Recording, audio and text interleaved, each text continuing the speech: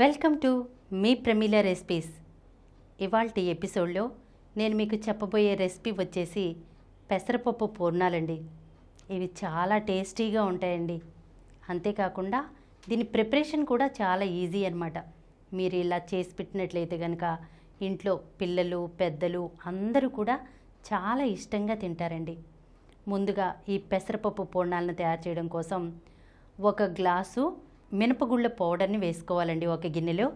అలాగే ఇందులో 2 గ్లాసుల బియ్యం పిండిని, 1/2 స్పూన్ సాల్ట్ వేసుకుని దీంట్లో కొద్దిగా వాటర్ పోసుకుంటూ పిండి ముద్దలు లేకుండా చక్కగా కలుపుకోవాలండి.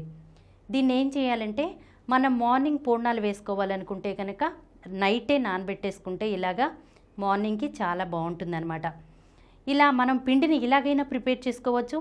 లేదంటే కనుక మనం దోశల పిండికి మనం బియ్యము మినపగుళ్ళు ఈ రెండింటిని నానబెట్టుకుంటాం కదా, దాన్ని గ్రైండ్ చేసుకుంటాం కదా పిండిని, అలా చేసుకున్నా పర్వాలేదన్నమాట. మీకు రెడీమేడ్ మీ ఇంట్లో మినపగుళ్ళ పౌడర్ ఉంటే ఇలా నైట్ నానబెట్టుకుని చేసుకోండి.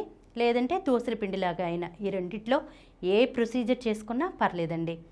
ఇప్పుడు నైట్ అంతా ఈ పిండిని మనం నానబెట్టేసుకున్నాం కదా. పెసరపప్పుని మార్నింగ్ నానబెట్టుకోవచ్చు. ఇది ఎందుకంటే పెసరపప్పు తొందరగానే నానిపోతుంది కాబట్టి మనం ఏం చేయాలంటే 2 గ్లాసుల పెసరపప్పుని తీసుకోవాలి. ఈ పెసరపప్పు 2 గ్లాసులు అంటే ఒక 500 గ్రామ్స్ అనమాట, ఒక 1/2 కేజీ వరకు తీసుకోవాలన్నమాట. దీంట్లో కొద్దిగా నీళ్లు పోసుకుని ముందేం చేయాలంటే శుభ్రంగా కడిగేసుకుని నానబెట్టేసుకోవాలి 1 గంట పాటు. గంట నానిన తర్వాత ఏం చేయాలంటే మళ్ళీ దీన్ని శుభ్రంగా కడుక్కుని నీళ్లు ఏం లేకుండా మనం మిక్సీ జార్లో వేసుకుని దీన్ని గ్రైండ్ చేసుకోవాలండి. దీన్ని ఏంటంటే మరీ మెత్తగా గ్రైండ్ చేసేయకూడదు, కొంచెం బరకగా గ్రైండ్ చేసుకోవాలన్నమాట. ఇప్పుడు ఇలా గ్రైండ్ చేసుకున్నటువంటి పిండిని ప్రక్కన పెట్టేసుకోవాలి. ఇప్పుడు ఈ పిండిని మనం ఏం చేయాలంటే ఈ పిండిని మనం ఒక ఇడ్లీలాగా వేసుకోవాలి. దీంట్లో ఉప్పు కలపాల్సిన పనేం లేదండి. మనం ఇడ్లీలాగా వీటిని వేసుకుని ఒక 15 నుంచి 20 నిమిషాల పాటు మీడియం ఫ్లేమ్లో పెట్టుకుని మనం వీటిని ఉడికించుకోవాలన్నమాట. తర్వాత ఒక 20 నిమిషాల తర్వాత మనం మూత తీసి చూస్తే కనుక చక్కగా ఈ ఇడ్లీలు ఉడికిపోయి ఉంటాయి. అప్పుడు వీటిని తీసి వీటిని పూర్తిగా చల్లారనివ్వాలి. చల్లారిన తర్వాత మనం తీస్తే అంటుకోకుండా వస్తాయి అన్నమాట.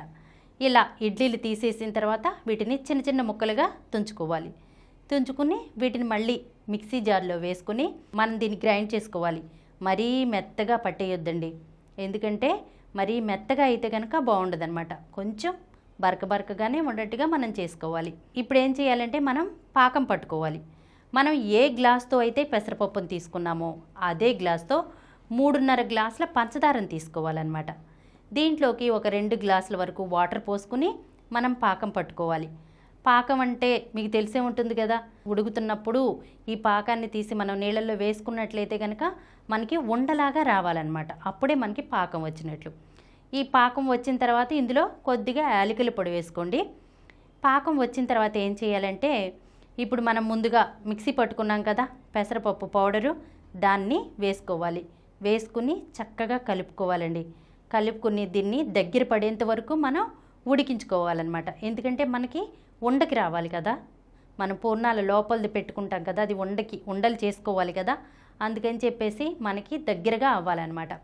ఇలా దగ్గరగా అయిన తర్వాత స్టవ్ ఆఫ్ చేసేయండి. స్టవ్ ఆఫ్ చేసేసి దీన్ని పూర్తిగా చల్లారనివ్వాలన్నమాట. ఇది చల్లారిన తర్వాత దీన్ని ఉండలుగా చేసుకోవాలి. మీరు చేసేటప్పుడు ఎటువంటి తడి మీ చేతులకి ఉండకూడదండి. తడి ఉంటే కనుక తొందరగా పాడైపోతాయి అన్నమాట. తడి లేకుండా చేసినట్లయితే కనుక కొంచెం ఎక్కువ కాలం నిల్వ ఉంటాయి. ఈ ఉండలన్నీ చేసేసుకుని స్టవ్ వెలిగించుకుని ఒక బాండీ పెట్టుకుని డీప్ ఫ్రైకి సరిపడా ఆయిల్ పోసుకోవాలి.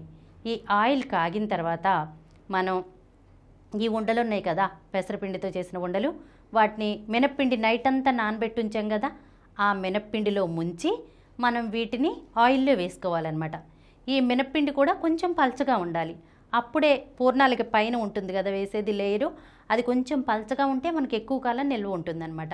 ఇప్పుడు అందులో డిప్ చేసేసి ఈ పెసరపిండి ఉండను ఆ మినప్పిండిలో డిప్ చేసి మనం ఆయిల్లో వేసుకోవాలి. ఈ ఆయిల్ ఎప్పుడు మనకి ఏంటంటే మీడియంగా కాగి ఉండాలి. మరీ లోగా ఉండకూడదు, మరి అలాగనే హైగా ఉండకూడదు. లోగా ఉంటే తొందరగా వేగవు, అలాగే హైగా ఉన్నట్లయితే కనుక మనకి తొందరగా మాడిపోతాయి అన్నమాట. అందుకని మీడియం వేడిగా ఉండాలి ఈ ఆయిల్. అప్పుడు పూర్ణాలు వేసేసుకుంటాం కదా, వేసుకున్న తర్వాత మనం ఏం చేయాలంటే వెంటనే కదపకూడదండి. కొంచెం వేగనివ్వాలి. వేగిన తర్వాతే మనం దీన్ని నెక్స్ట్ రెండు వైపు కదుపుకోవాలన్నమాట. చక్కగా వీటిని గోల్డెన్ కలర్ వచ్చేంత వరకు వేయించుకోవాలండి. ఇలా వచ్చిన తర్వాత ఆయిల్లో నుండి బయటికి తీసేయాలి. ఇలా మొత్తం పిండితో మనం పూర్ణాలని తయారు చేసుకోవాలన్నమాట. అంతేనండి, ఎంతో టేస్టీగా ఉండేటువంటి పెసరపప్పు పూర్ణాలు రెడీ అయినట్లే. చూశారు కదా ఎంత ఈజీనో వీటిని తయారు చేసుకోవటం. మీ ఇంట్లో కూడా తప్పకుండా ట్రై చేసి చూడండి. ఈ వీడియో మీకు నచ్చినట్లయితే మా ఛానల్కు సబ్స్క్రైబ్ చేయండి, లైక్ చేయండి, మీ ఫ్రెండ్స్కి షేర్ చేయండి. ఇలాంటి మరిన్ని వీడియోస్తో మీ ప్రమీల రెసిపీస్లో వచ్చే ఎపిసోడ్లో కలుసుకుందాం.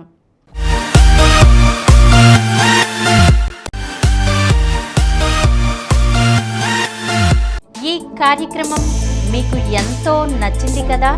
ఇటువంటి మరిన్ని వీడియోల కోసం అనతి కాలంలోనే 20 కోట్లకు పైగా వ్యూస్ సాధించిన సమరం ఛానల్ సమర్పించు సమరం ఫుడ్ ఛానల్కు సబ్స్క్రైబ్ చేయండి, లైక్ చేయండి, మీ ఫ్రెండ్స్కి షేర్ చేయండి. అలాగే ప్రక్కనున్న గంట సింబల్ని ప్రెస్ చేయడం మర్చిపోకండి.